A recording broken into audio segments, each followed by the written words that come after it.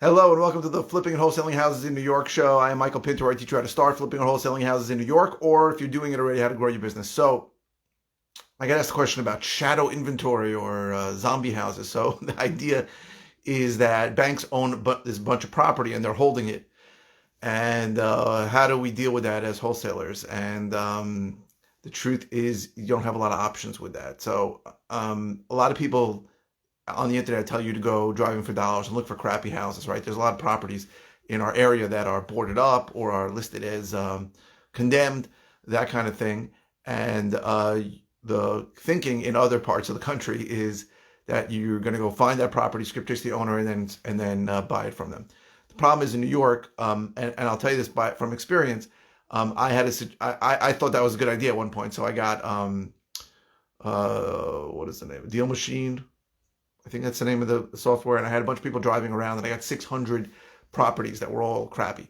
And I did the research on them, and there wasn't one property that was able to buy on there because every one of them fell into one of four categories, and that was already bank owned. If it's already bank owned, you're not getting a deal on it, right? That bank's going to give it to a realtor, and it's going to go out in the open market. It's rare you're going to get a deal on it.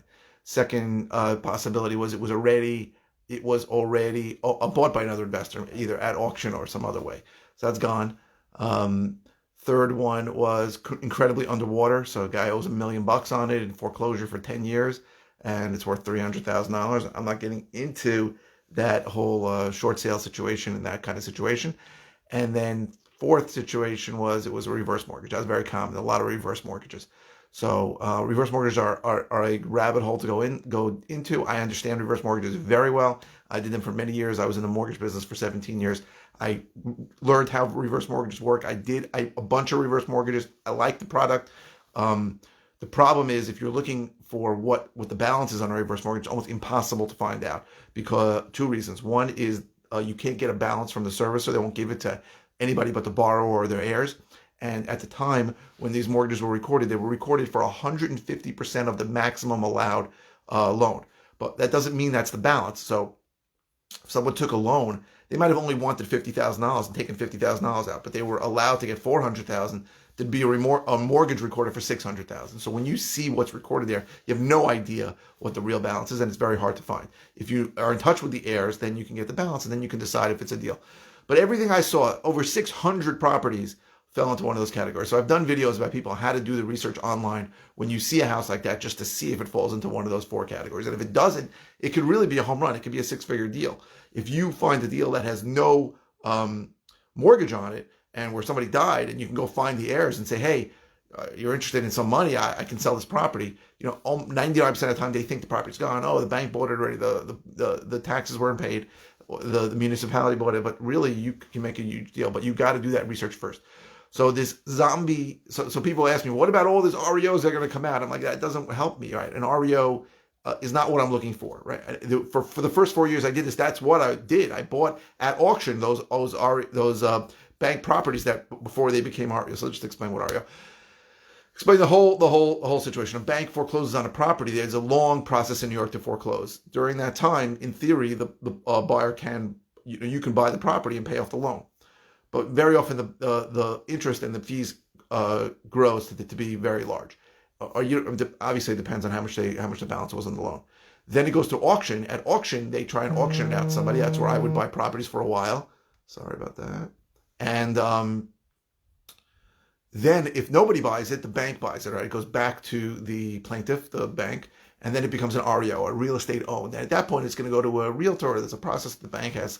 There were banks who were rehabbing their own properties for some periods of time.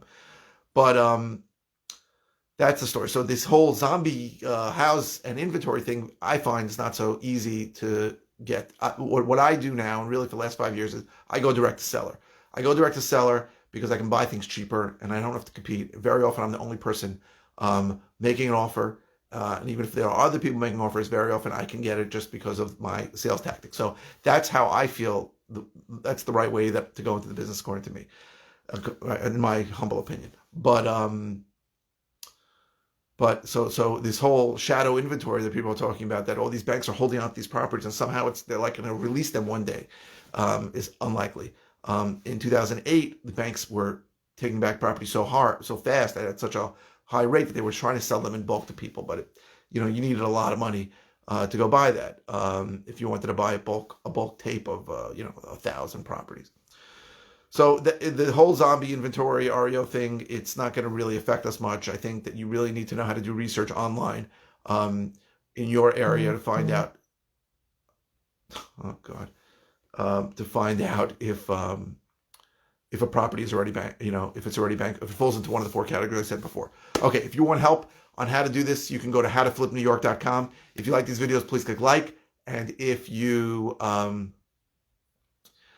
watching on YouTube, please subscribe. My number is below. You can give me a call in the office if you have any questions, or comment. If you have any suggestions of videos that you want me to do, I'm happy to do them. Thank you very much for watching.